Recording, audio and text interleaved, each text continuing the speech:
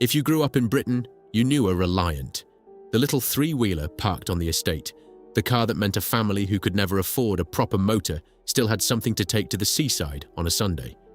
At its height, Reliant was the second largest British-owned car maker in the country, with 5 factories and close to 500,000 vehicles built in Tamworth. It survived the war. It survived the arrival of the cheap 4-wheeled Super Mini that should have finished it off. It survived being turned into a national joke, and still it kept building, by hand, decade after decade.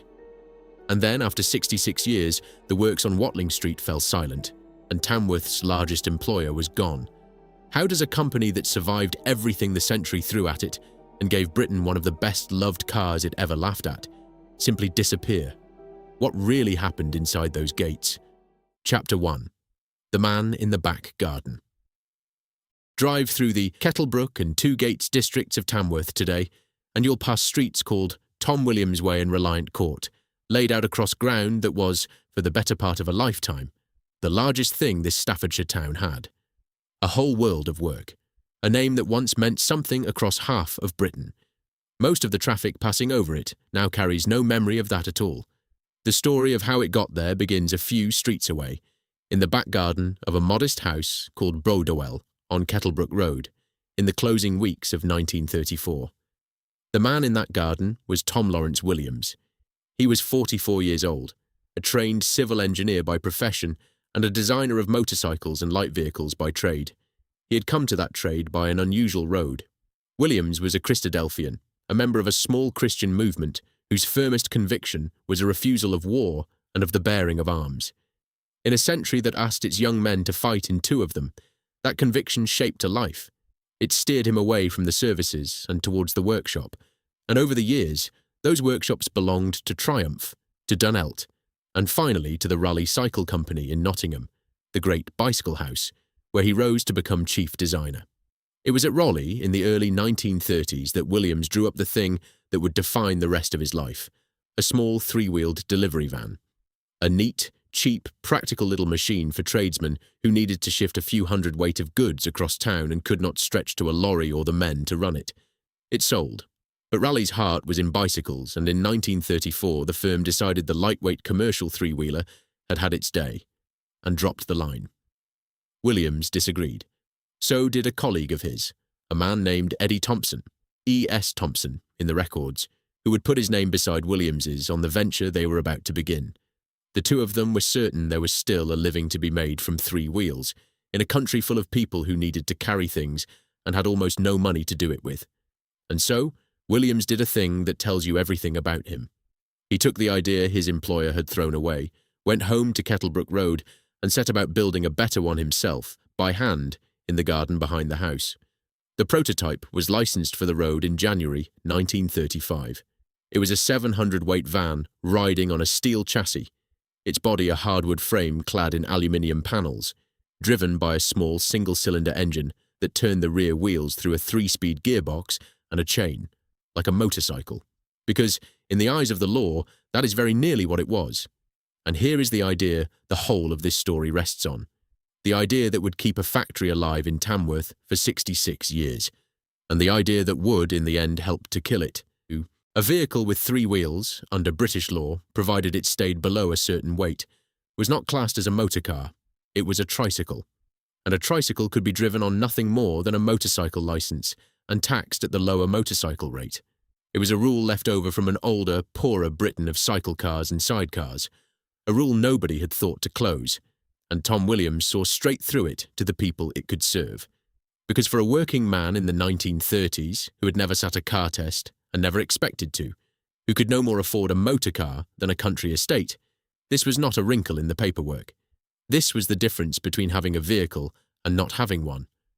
Between a trade you could carry across a county and a trade you carried on your back.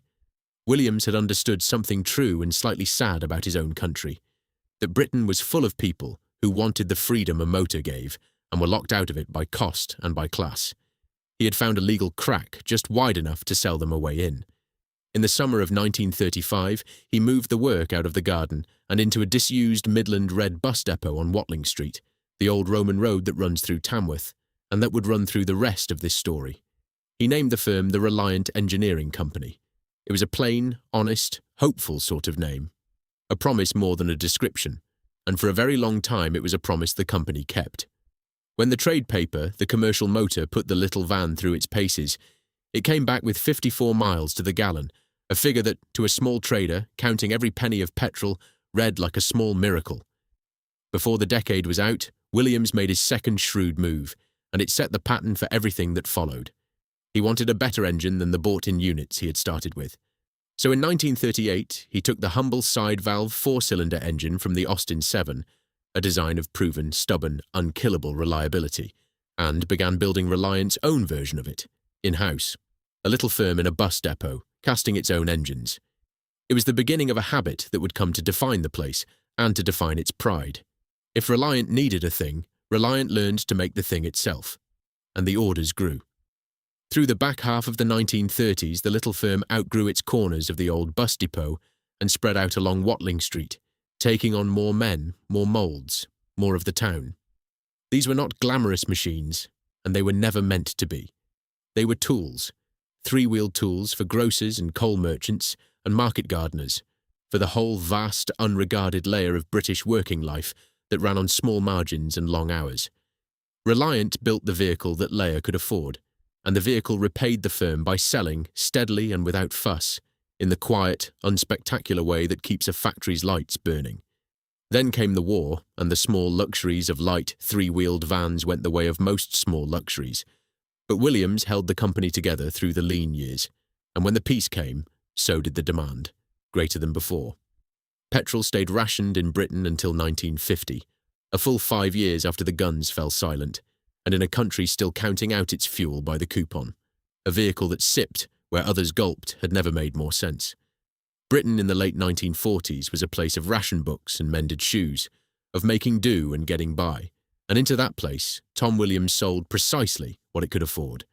Not the car you wanted, the car you could actually have. Reliant came out of that decade not merely surviving, but growing. Chapter 2: Plastic and Providence. The Great Leap, the one that turned a maker of tradesmen's vans into a genuine motor manufacturer, came from a material most British engineers of the day still eyed with open suspicion: glass-reinforced plastic, fiberglass.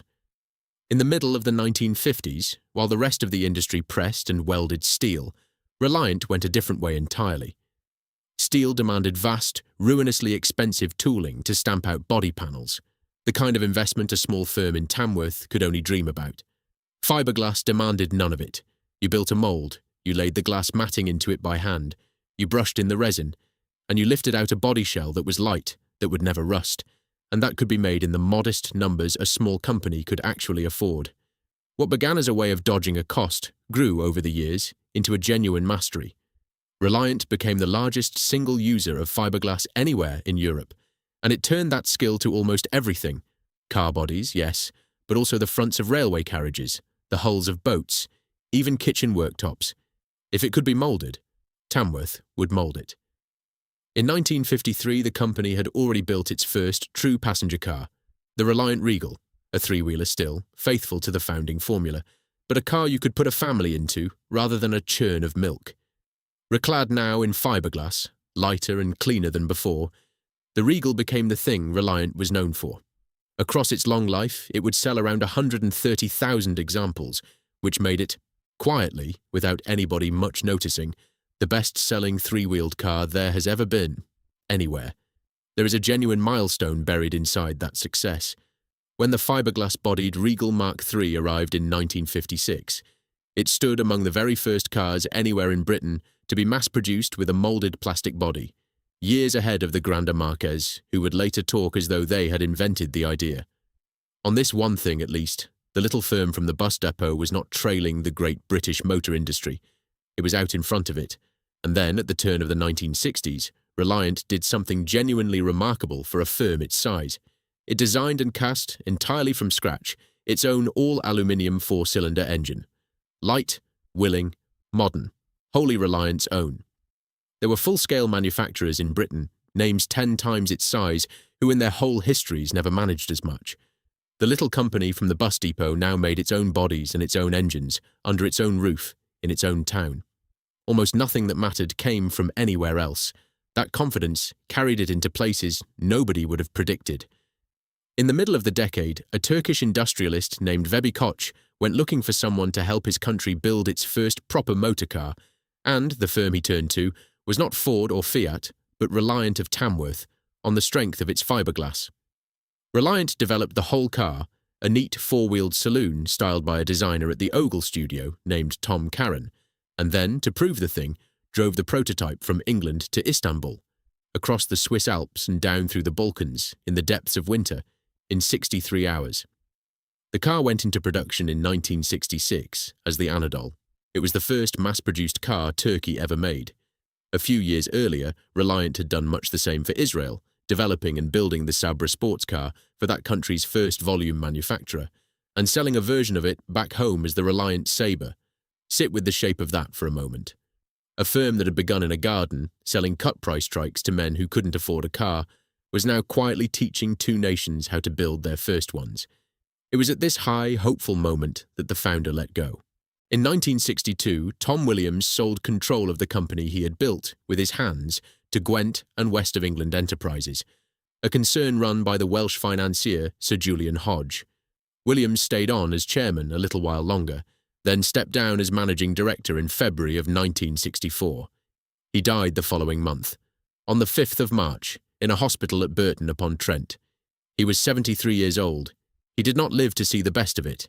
He never saw the sports cars sell, or the royal customer arrive, or the day his little firm became the second largest British-owned car maker in the entire country. He had cast the engine and lit the fuse, and then he was gone, and it would fall to other men to inherit both the triumph and, in time, the reckoning. Because the triumph came fast now. In 1964, Reliant launched something no one expected from a three-wheeler firm, a proper, handsome, four-wheeled sports car, the Scimitar. And a few years later, in 1968, it built the car that would change how Britain saw the company altogether, the Scimitar GTE, a sporting estate that was quick, elegant, and quite unlike anything else on the road. Again, the shape came from Tom Karen at Ogle, a man whose hands would touch a startling amount of British childhood, from the Bond Bug to the Rally Chopper bicycle. The GTE did something extraordinary for the firm's standing. It put a Reliant on the driveway of the royal family. Princess Anne bought one and then another, and went on buying them. She would own a whole succession of scimitars across the years, driving them herself, fast, on public roads. So the company that sold bargain trikes to coal miners now also sold sporting estates to the daughter of the Queen. For a strange, glorious while, it managed to be both things at once, and to wear both with a straight face. Closer to home, the firm had grown confident enough to start swallowing its rivals. In 1969, it bought Bond Cars, another old maker of British three-wheelers, and promptly set Tom Karen loose to design a Bond of its own. What he drew was the Bond Bug, a tiny, wedge-shaped, bright orange two-seater with a lift-up canopy instead of doors, a thing that looked as though it had driven straight out of a child's painting of the future. It never sold in great numbers, and in time it became a small cult object, beloved out of all proportion to how many were built. But it said something about the mood in Tamworth just then. A company that had begun by rescuing a van nobody else wanted was now buying up its competitors and building playful little concept cars, because it could. By the early 1970s, Reliant stood taller than it ever had, or ever would. It ran 5 factories. It sold its vehicles in 9 countries. Across its life, it would build close to 500,000 of them. In the whole of the United Kingdom, only the vast, state-propped sprawl of British Leyland turned out more British-owned cars than the firm from the Tamworth bus depot. Tom Williams's crack in the paperwork had become, against every reasonable expectation, an empire. Chapter 3. Under One Roof. To understand what was later lost, you have to walk through the works while it was still full. Picture the site on Watling Street at its height. The 2 gates works, long low sheds ranged along either side of the old Roman road, the largest employer for miles in any direction. A young lad clocking on for his first morning would have known the place by its smell before he was even through the gates. Not the oil and hot steel of most car factories, but something sharper, sweeter, stranger. Styrene and curing resin, the heavy chemical perfume of fiberglass. It got into your overalls and under your fingernails, and it stayed there, and 30 years on, a man could call it back to mind in an instant because it was the smell of his whole working life. Inside, the work was closer to a craft than to a production line. In the laying-up shop, men worked the moulds by hand. First, the smooth outer skin, the gel coat, brushed into the mould so the finished car would have a surface. Then sheet after sheet of glass matting pressed down into every curve. Resin worked through it. The air bubbles rolled out one by one. A car's body built up in patient layers like a potter building a pot. The glass fibres worked their way into the skin of your hands and forearms and itched for hours after the hooter. The fumes hung heavy enough that the company fitted showers, because it understood the nature of its own process, even when it could not soften it. And then a shell would come up out of the mould still warm, light enough for 2 men to lift between them, a whole motorcar body that had never once seen a stamping press. Everything happened here, and that was the thing that set the place apart. In the machine shop, they cast and assembled the little aluminium engines. In the body shop, they raised the fiberglass shells. In the paint shop, they finished them. In the trim shop, they fitted the seats and the glass and the wiring.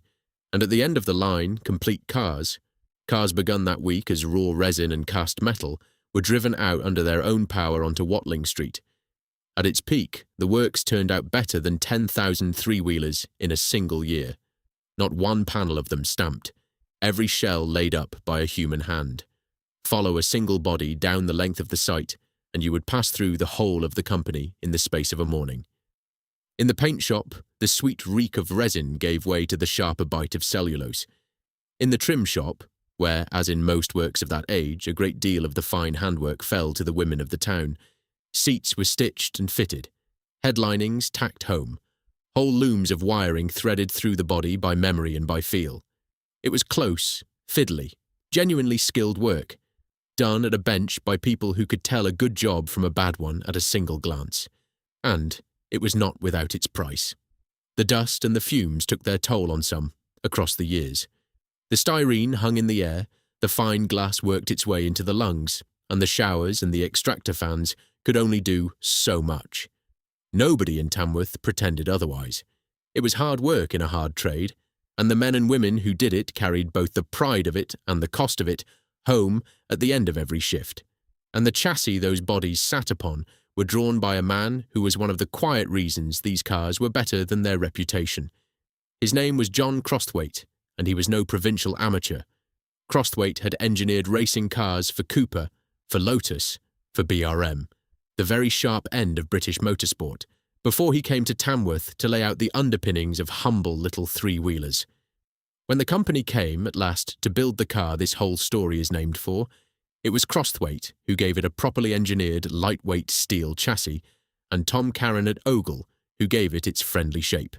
Remember that, when the laughter starts later. These were not fools building a joke. They were serious, capable men, building down to a price that ordinary people could meet. For customers, the rest of the industry had written off. And the people on the floor knew it. There was pride in that building. The specific, unshowy pride of turning out something whole, start to finish, from a puddle of resin and a lump of cast alloy to a finished car with your works name on its nose, all within a few hundred yards of where you had hung your coat. A man could give 30 years to that place. Fathers brought their sons in behind them. The rhythm of the shift set the rhythm of 1,000 Tamworth households. When the works hooter sounded, front doors opened all across the town. No one was making a fortune. The wages were fair, not fat. But steady work in a small English town is a kind of quiet wealth all of its own. The wealth of knowing that Friday will bring a full wage packet, that next year will look much like this one, that the place you have given your working life to will still be standing when your boy is old enough to follow you in. That, more than any single car, is what the Two Gates works truly produced.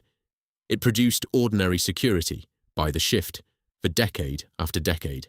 And ordinary security, it turns out, is the one thing you only see clearly once it has gone. Chapter 4. A working-class chariot. Who actually bought these cars? Not the readers of the glossy motoring magazines, most of whom wouldn't have been seen dead in one. The people who bought Reliance were, overwhelmingly, the people the motor industry had spent 70 years quietly pricing out.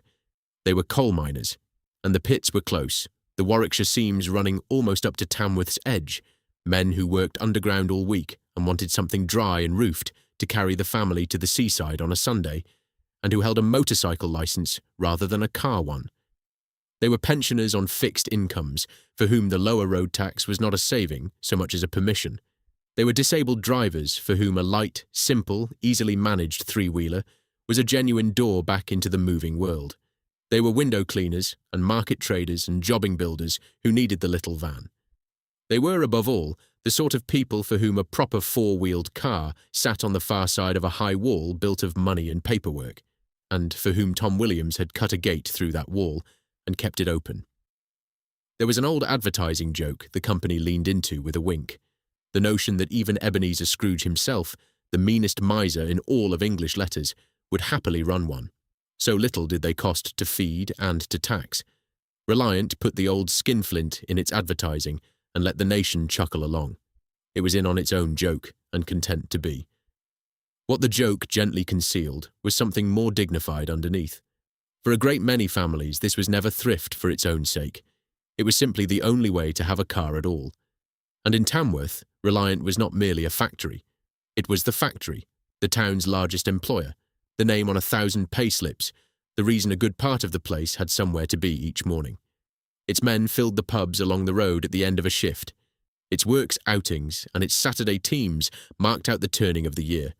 A boy growing up in the two-gate streets in the 1960s took it entirely for granted that when his own turn came, there would be work waiting for him behind those same gates, exactly as there had been for his father.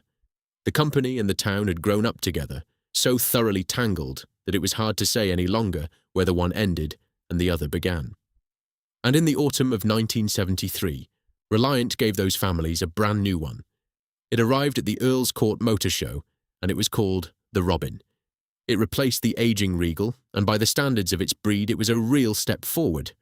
Tom Carron's rounded, almost cheerful fiberglass shape sitting on John Crosthwaite's new chassis, with room for a small family and a boot for their bags. It began with a 750cc version of Reliant's own alloy engine, soon enlarged to 850. It returned a shade over 70 miles to the gallon and, fully wound out, would top 80 miles an hour, which was a great deal more than fast enough to frighten the man behind the wheel. You could drive one out of the showroom for around £800, and it kept the founding promise absolutely, perfectly intact. 3 wheels, a motorcycle licence, the lower rate of tax. The press, which had spent years refusing to take a three-wheeler seriously, found itself grudgingly won over. When Autocar at last consented to road test one, it allowed that Ogle had found a genuinely clever answer to the near impossible problem of styling a proper car around 3 wheels and a skin of fiberglass. From that quarter, and about a Reliant, this was very nearly a coronation. The Robin sold and went on selling in one form or another for the best part of 30 years. In time, it would become the second most popular fiberglass-bodied car ever built anywhere on Earth, behind only the Chevrolet Corvette, a comparison that would have made an old Robin owner smile quietly into his tea. It was licensed and built abroad, too, by a firm in Greece, and later under another name in India. The reach of the thing was far greater than the joke ever allowed, and there is a piece of this that half of Britain thinks it knows, and it's worth getting right, because the truth is kinder and odder than the legend. Ask most people about a Reliant three-wheeler, and they will picture Del Boy Trotter's battered yellow van from Only Fools and Horses, lurching round the streets of Peckham. But that van was not a Robin at all. It was the Robin's older cousin, a Reliant Regal supervan. The nation has spent decades affectionately laughing at a car and getting its name wrong, which tells you almost everything about how these vehicles lived in the British imagination. Not really as machines at all, but as a kind of national shorthand, for making do, for getting by, for the cheerful, slightly desperate ingenuity of people who were never going to be handed very much, and made a good go of it regardless. For now, though, in 1973, none of that affection had yet curdled into mockery. For now, in the town that built them, the Robin was simply the new model, the thing the whole works was tooling up to turn out by the thousand, the thing that would keep the wage packets coming and the front doors opening for another generation of Tamworth families. The town had a new car to build, and the timing of it, at first, looked like nothing less than a gift from the gods. Chapter 5. The Summit. Look closely at the calendar of that autumn, because two things happened within the same few weeks of 1973, and together they carried Reliant up onto the highest ground it would ever hold. The first was the Robin going on sale. The second was happening 2,000 miles away, and it would matter far more. In October of 1973, the oil-producing states of the Middle East turned off the taps. The price of crude oil quadrupled almost overnight. Across Britain, the petrol stations ran dry.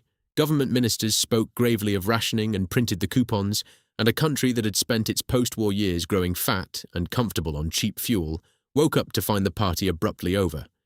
And there, sitting in Reliant's showrooms at the precise moment the nation panicked about petrol, was a brand new little car that did over 70 miles to the gallon and was taxed like a motorbike.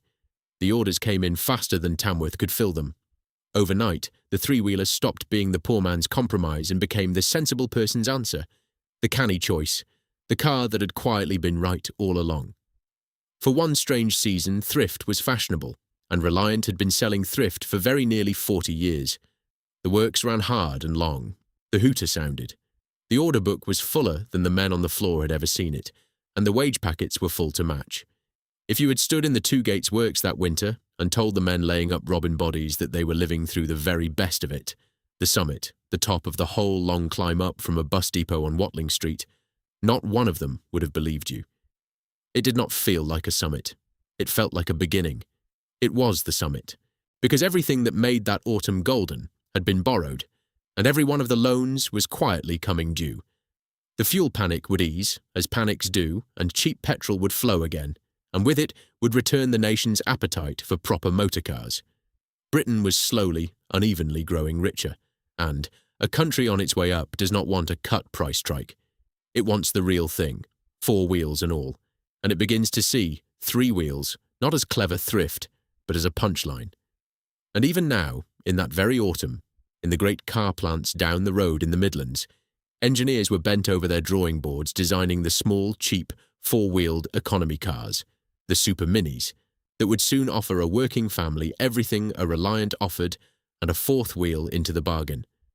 One of them, still a few years off, would be built just up the road and launched amid great fanfare as the car to save the whole British motor industry, the Austin Metro. When it came, it would give a young family 4 wheels, 4 seats, and real economy for money they could just about lay their hands on. And it would pose, quietly and without malice, the one question the Robin could never answer well. Why settle for 3, when 4 had finally come within reach? The one thing that had built the company, that narrow legal crack, 3 wheels instead of 4, was about to become the one thing the entire modern world was walking away from. But nobody standing on that summit in the autumn of 1973 could yet make out the shape of what was waiting on the way down. The sun was out. The order book was full. And in Tamworth, they were far too busy building Robins to look up. Chapter 6. The 4th wheel. The descent didn't begin with a crash. It began with a good idea, arriving in the wrong shape, at exactly the wrong time. The good idea was the 4th wheel, not Reliant's, everybody else's. Through the second half of the 1970s, the British working family that had once needed Tom Williams's tax break was slowly, quietly, being offered something better. Wages had risen. The old motorcycle license, the thing the whole business had been built to exploit, mattered less to a generation that had simply passed its car test, and the great manufacturers, at home and abroad, had learned to build small 4-wheeled cars cheaply enough that an ordinary family could reach one. The wall Williams had cut his gate through was crumbling on its own, and once the wall was gone, the gate led nowhere in particular. Reliant saw it coming, and it tried to answer. In 1975, it launched the Kitten, a 4-wheeled Robin, in effect, the same willing little engine and the same fiberglass skill, wearing a 4th wheel and a friendlier proposition. On paper, it was exactly the right move. In practice, it walked straight into a market owned by giants who could build 4-wheeled economy cars in their hundreds of thousands on machinery Reliant could never afford, at prices Tamworth's hand-built methods could never touch. The Kitten shared the back half of its body and its chassis with the Robin, and it was a game little thing to drive. But a game little thing built by hand, a few at a time, could not hope to undercut a Mini or a Fiat rolling off an automated line. The Kitten was a perfectly decent car that almost nobody had a compelling reason to buy. It sold in modest numbers and then it faded. The trouble ran deeper than any single model, and it went to the root of the whole idea. The tax break itself was quietly losing its power. A driving test was no great mountain to climb in 1978. The roads were full of people who held a full car license as a matter of course, and for them the three-wheeler's founding advantage, drive it on a motorcycle license, meant precisely nothing. The saving on the road tax was still there, but it was a smaller and smaller reason to accept a smaller and stranger car. The gate Tom Williams had cut was still open. Fewer and fewer people had any need to walk through it. There was one more quiet erosion in these years, and it took away some of the most grateful customers the company had ever had. For decades, a light, simple three-wheeler had been a genuine lifeline to disabled drivers. But from the late 1970s, a new scheme called Motability began helping disabled people into ordinary four-wheeled cars. Proper cars, a door on each side, a wheel at each corner. By any measure, it was a good thing, a widening of dignity and of choice. It also meant that one of Reliant's most loyal markets could now increasingly drive away in something else. And so it went, market by market. In a slow subtraction, the company could do nothing to stop. The young went to the super minis, the disabled to Motability, and the old simply aged out of driving altogether. Meanwhile, in the wider culture, the three-wheeler was hardening into a national punchline, the car of the skint, the eccentric, the figure of fun. It was becoming a thing a man might be faintly ashamed to be seen in, whatever it saved him. And shame, in the end, is a far harder thing to engineer around than any tax rule. And then, in 1980, came the blow that truly mattered, and it came from just down the road. The British motor industry, in its long agony, launched the car it hoped would save it, the Austin Metro. 4 wheels, 4 seats, genuine economy, a price a young family could just about find. It arrived wrapped in a national advertising campaign and a wave of patriotic hope, the little car that was going to see off the foreign imports and rescue British Leyland. Whatever it did for Longbridge, it was quietly lethal for Tamworth, because the Metro and the rank of super minis that followed it offered the Reliant customer everything the Robin offered and a 4th wheel besides, the same economy, the same modest price, without the compromise, without the wobble, and without the faint, gathering embarrassment. For that was the other thing that changed in these years, and it could not be answered by any engineer. The mood shifted. A country climbing, however unevenly, out of post-war thrift, began to look at a three-wheeler and see not sense, but a joke. The very frugality that had been a virtue in 1955 became, by 1985, a punchline. And Reliant's most loyal customers, the pensioners, the old hands who had grown up on motorcycle licenses, were, by the plainest arithmetic, growing older. Every year, a few more of them stopped driving. Every year, fewer new ones arrived to take their place. Meanwhile, the company itself had been quietly changing hands and changing character. The founder's firm had passed to the financier Sir Julian Hodge back in 1962, and in 1977 it passed again, to a group under the Nash banner. There is nothing sinister in that alone. Companies are bought and sold. But something had shifted all the same. The vertically integrated little works that Tom Williams had built on a single stubborn principle, make it yourself, under your own roof, was now a line in other men's ledgers, an asset to be managed, weighed and, if the numbers ever demanded it, broken up. Williams had built the company the way a man builds a house he means to live in for the rest of his life. The men who owned it now had never smelled the resin or heard the works hooter, and never would. To them, it was a holding, a thing to be improved or leveraged, or, in the end, disposed of, as the figures dictated.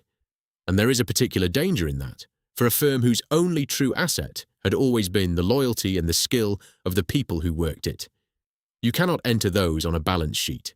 You can only lose them. The cars kept coming. In 1982, the Robin was restyled and renamed the Rialto, a fresh suit tailored by an outside studio on a design that was fundamentally a decade old. And in 1984, the company made its boldest bid yet to climb out of the three-wheeler ghetto, launching a proper little four-wheeled sports car, the SS1. its lines drawn by the celebrated Italian house of Michelotti. It was meant to be the great escape, the car that would let the world take Reliant seriously at last, that would win back the ground the scimitar had once held. It was money the firm could not really spare, chasing a market it did not own. The looks divided opinion. The early cars were troubled, and it never came close to selling in the numbers that had been dreamed of in Tamworth. Instead of hauling the company upward, it simply drew off cash and effort the core business could no longer afford to lose. None of these decisions was mad. Each, taken alone, was a reasonable man's reasonable answer to a hard question. A firm whose founding market was aging and shrinking had to try something, and trying a fourth wheel or a sports car or a fresh face on an old shape was not foolish. But laid end to end, across a decade, they were the sound of a company casting about, running slowly and with great effort out of road. And all the while, above the works floor, the men who owned it were beginning to look at Reliant less as a thing that made cars and more as a set of assets that might be made to do something cleverer than making cars at all. Chapter 7. A Fortune in Bricks and Mortar. To see how the end actually came, you have to hold on to one fact about how Reliant had always worked. It was the whole of Tom Williams's creed. The company made its own bodies, and it made its own engines, under its own roof, in its own town. That self-reliance was not a slogan, and it was not sentiment. It was the practical thing that had let a firm from a bus depot survive for half a century against companies 100 times its size. Because when you make everything yourself, no one can starve you of parts, no one can hold you to ransom, and every pound of value you create, you keep. Take that apart, and you take apart the reason Reliant had ever been able to exist at all. In 1988, they began to take it apart. That year, Reliant sold off its powertrain division, the engine business, the beating mechanical heart of the company, to a firm called Beans Industries, which had recently been bought out by its own management. Engine production packed up and moved out of Tamworth to Tipton, a dozen miles away. On the balance sheet, it likely looked tidy. Raise some cash, shed some cost, let a specialist supplier handle the engines. On the works floor, it was the quiet undoing of everything the founder had insisted upon. For the first time in 50 years, the company that had proudly cast its own alloy engines no longer made them at all. It bought them in from someone else, and it was now bound to the fortunes of that someone else. The engine room had left the building. Think about what that meant to the men who stayed. Half a century of pride had rested on a single boast, that a Reliant was made, whole, in Tamworth, engine and all. Now the machine shop fell quiet, and the engines arrived on the backs of lorries from another town, built by other hands. The company was still called Reliant. It was no longer quite the thing the name had always promised. Someone signed that off. Someone in an office looked at the figures and decided that the thing which had defined Reliant since before the war was, on balance, a cost worth losing. It was not wickedness. It was the ordinary, bloodless logic of a business being managed rather than loved. But it moved the work one long stride further from the hands and the principle that had built it, and it left the company leaning on Beans Industries, which would, in its turn, go the way of everything else in this story. There was one bet in these years that looked genuinely shrewd. In the late 1980s, Reliant put its fiberglass skill and its manufacturing know-how to work building the Metro Cab, a proper London taxi, a real vehicle for a real and lasting market, black cabs being one of the few things every British city would always need. On its own terms, it was a sensible piece of diversification, exactly the sort of thing a struggling car firm ought to try. It deserved to work. It never got the chance. Because by then, the people running Reliant had their eyes on something a great deal bigger and a great deal further from anything that could be welded, cast or laid up by hand. There is no need to imagine villainy in that boardroom. Picture instead tired, clever men looking at a business that had been sliding for the best part of a decade. A shrinking market, a once fashionable product turned into a national joke, a balance sheet that would not come right, however they cut it, and picture the great temptation of that particular age laid out in front of them. All around, easier money was being made, and made faster, by people doing nothing more strenuous than owning land while its price climbed. To a board ground down by the slow, unglamorous labour of actually manufacturing things, the offer of a shortcut must have looked less like a gamble than like a lifeline. That is how the worst decisions so often get made, not in greed exactly, but in weariness. Reaching for the thing that seems to promise the hard problem will simply go away. And then came the decision that ended everything. And the strangest thing about it is that it had almost nothing to do with cars. At the tail end of the 1980s, Britain was in the grip of a property boom. Land and buildings seemed only ever to rise. Fortunes were being made on bricks and mortar by men who had never made anything at all. Money was cheap, confidence was high, and the whole country appeared to have agreed that the surest way to wealth was to own something that other people would soon pay more for. And into that fever, at the turn of the decade, the people who by then controlled Reliant steered the company into a reverse takeover. A piece of financial engineering that entangled the little car maker with a major property developer. A firm that built three-wheelers for coal miners now had its fate roped to the value of somebody else's land. For a moment, on paper, it may even have looked clever. It was 1989, and everything with a deed attached to it was going up. Perhaps the reasoning was that the car business, tired and shrinking, could be quietly propped up by the property riches flowing in beside it. Perhaps it was simply that the numbers, that year, all pointed the same hopeful way. Whatever the logic, it took a company whose entire strength had always been that it made things with its hands, and bet its survival on a market that made nothing at all. Then the property market crashed. It crashed the way these things always crash, suddenly, and all at once, and for everyone. The boom of the late 80s gave way to the slump of the early 90s, and the developers who had ridden the wave up were dashed on the way down. The developer Reliant had bound itself to went under, amid what the paperwork would primly call worldwide market difficulties. And because Reliant's fate had been lashed to that developer's, Reliant went under with it and dragged its sensible little Metrocab taxi business down alongside. In October of 1990, the Reliant Motor Company was placed into receivership. The receivers came, as receivers always do, to count things and to sell them. 55 years of a company, the moulds, the benches, the half-finished cars, the very tools of the trade, became, more or less overnight, a list of assets to be turned into cash for the people the firm now owed. And the men on the works floor, who had walked in that morning to build cars, discovered that they now worked, if they worked at all, for accountants whose single task was to take the place apart in an orderly fashion and get the best price for the pieces. Read that again, slowly, because it is the black heart of this whole story. Reliant did not die because it had forgotten how to build cars. Its cars still sold in their thin, faithful trickle. Its workers still knew their craft. Its little engines still ran, even if they were built in Tipton now. Reliant died because someone, somewhere above the works floor, had tried to turn a company that built cars into a vehicle for making money out of land, and the land had betrayed them. The men and women who laid up fiberglass in Tamworth lost their livelihoods in a property crash they had no part in, could not have foreseen, and would never fully understand. Not one of them, arriving for the morning shift, had known that their wages now depended on the price of buildings they would never see. The work was sound. The gamble wrapped around it was not. And the gamble is what killed them. There was a bleak symmetry in it, though no one in Tamworth would have found much comfort in the observation. All across the Midlands and the North in those years, the same quiet story was being told in different words. Old manufacturing firms, built by men who made things, passing into the hands of men who moved money, and then vanishing in some financial weather that had nothing to do with the quality of the work or the skill of the workers. The thing itself, the making, was rarely the problem. The problem was what got built around the making.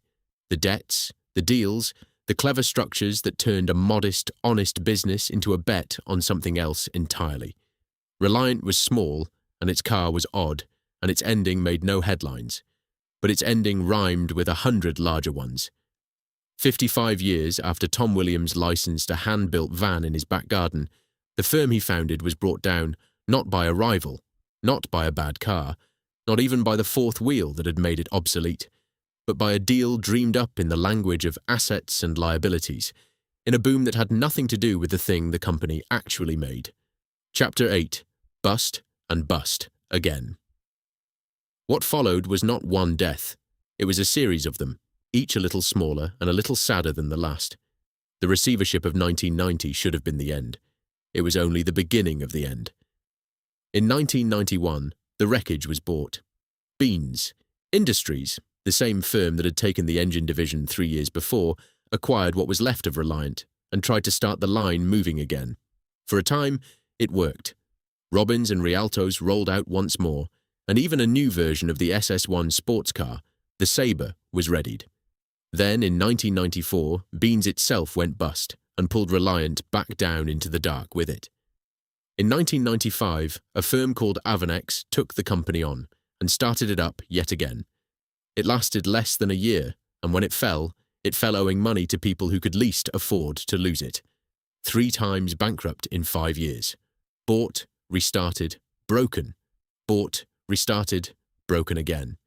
Each new owner arrived with hope and too little money, and left a little less behind than it had found. And for the people on the floor, this was not a business page abstraction. It was a way of living that had curdled into a way of dreading. Men and women were rehired 1 month and stood down the next, brought back in to finish a batch of cars, then sent home again when the money ran dry, told the future was bright by owners who would be gone by the spring. They learned, the hard way, not to trust the good news, because the good news never once survived a full turn of the calendar. A works that had offered their fathers the quiet wealth of certainty now offered them nothing but the certainty of another collapse, somewhere just ahead. And still, the cars had their defenders. That is one of the strange, moving facts of these last years, that even as the company died and rose and died again, there remained a stubborn core of people who loved the thing and would not let it go. Loyal dealers kept their doors open. Enthusiasts formed clubs, hoarded spares, wrote to one another about a car the rest of the country was busy laughing at. Customers still sent in orders for new Robins, still wanted to own one, still saw in that odd little fiberglass shape something worth having. The market had shrunk to a devoted remnant, but a remnant it was, faithful to the end, and it was that faith, as much as anything, that kept the doors open long after the accountants would have bolted them. By early 1996, the administrators were back in the building, and the numbers they found there tell you, more plainly than any eulogy could, how far the thing had fallen. The company that had once employed thousands across 5 factories in 9 countries was down to around 110 workers before this latest collapse. When the administrators came in, barely a dozen were kept on to do nothing more than finish the 50 or so half-built cars still standing on the line, so that something, anything, could be sold to pay the debts. Think of that dozen, in that great cold shed built for hundreds, quietly completing the last of the work, while the men who had stood beside them the week before cleared their lockers and went home. More than 350 creditors were left waiting for money that would never fully come, and among them were the firm's own former workers, owed, on average, something in the order of £900 each, small sums to the men in the boardrooms, but to a man on the shop floor a fortnight's wages, a month's rent, a Christmas, money he had earned with his hands and would never see. The firm had failed him twice, once by going under and once by taking his back pay down with it. And then, into that wreckage, walked the last man who tried to save it. His name was Jonathan Haynes, and he carried a name that meant something in British motoring. His father was Bill Haynes, William Haynes, the legendary chief engineer of Jaguar, one of the men behind the great twin-cam engine that won at Le Mans and gave the world the E-Type. Jonathan had grown up around all of that and had then given 25 years of his own working life to Jaguar at Browns Lane, and had once been lent out to help a small, struggling maker of sports cars find its feet. He knew in his bones what a proud little British car firm was, and what it was worth, and how easily one could be lost. In 1996, with a backer, he bought the Reliant business out of administration and set about the near impossible task of bringing it back to life. He did, by every account, the right things. He hired the old engineers back, the men who knew the cars in their hands, who could hear a fault in a running engine. He turned the great dusty stockpile of spare parts into ready cash. He cannibalized the half-finished cars on the line to make whole ones he could sell. He went out to the dealers and asked them, plainly and without vanity, what the customer actually wanted. It was exactly how you would try to save such a company. For a moment, it looked as though it might even be enough. and then he discovered what had been done to the works while it lay in the hands of the receivers. The tooling was gone. The moulds and the jigs, the irreplaceable shapes from which every single Reliant body was drawn, decades of accumulated pattern-making, had been sold off during the receivership to a third party. The crankshaft grinder, needed to build the engines in-house, was found to be beyond repair. The foundry would not, or could not, supply the castings the engines required. Haynes had bought a car company that had been quietly stripped of the means to build cars. He was standing in a factory that had been sold out from under the work itself. It took costly court action even to claw back the tools, legal action that, in the grim arithmetic of it all, forced the very supplier that held them into liquidation. He had come to raise the dead, and found the grave already robbed. Every pound he could scrape together went not into new cars, but into fighting to recover the ability to build the old ones. It was heroic. It was also, though he would not have said so, very nearly hopeless from the start. And yet, for a while, against all of it, the thing kept running. Cars were built and sold. The old hands came in each morning and did what they had always done, and did it well, and a battered, beloved little company kept its head above the water on the strength of one man's stubbornness and the quiet loyalty of a few dozen others. But there is only so long that stubbornness and loyalty can do the work of capital. The market for a hand-built three-wheeler had not grown. The tooling was older than some of the men operating it. The money to modernize did not exist and was never going to arrive. Haynes, whatever hopes he had carried in with him, was not truly building a future anymore. He was giving an old friend a decent death, keeping it upright and working and dignified for as long as any one person possibly could. He kept it alive a little longer, but the ground was going out from under it. In 1998, one of the partners in the consortium pulled out, and with that, the last thread holding Reliant to Tamworth finally parted. The company left the Two Gates Works on Watling Street, the site it had occupied for the better part of its whole existence, since Tom Williams moved out of the bus depot before the war, and moved to a small facility at Burntwood, a dozen miles away. The move was dressed up, as these things always are, as a fresh start, a leaner operation, a new chapter. Everyone who had ever worked there knew exactly what it really was. You do not leave the ground you have stood on for 60 years because things are going well. The great sheds that had once turned out 10,000 cars a year were not needed anymore because the trickle of cars that remained could be managed in a shed a fraction of the size. What left Tamworth in 1998 was not really a company relocating. It was a company shrinking to fit its own ending. The works on Watling Street fell quiet.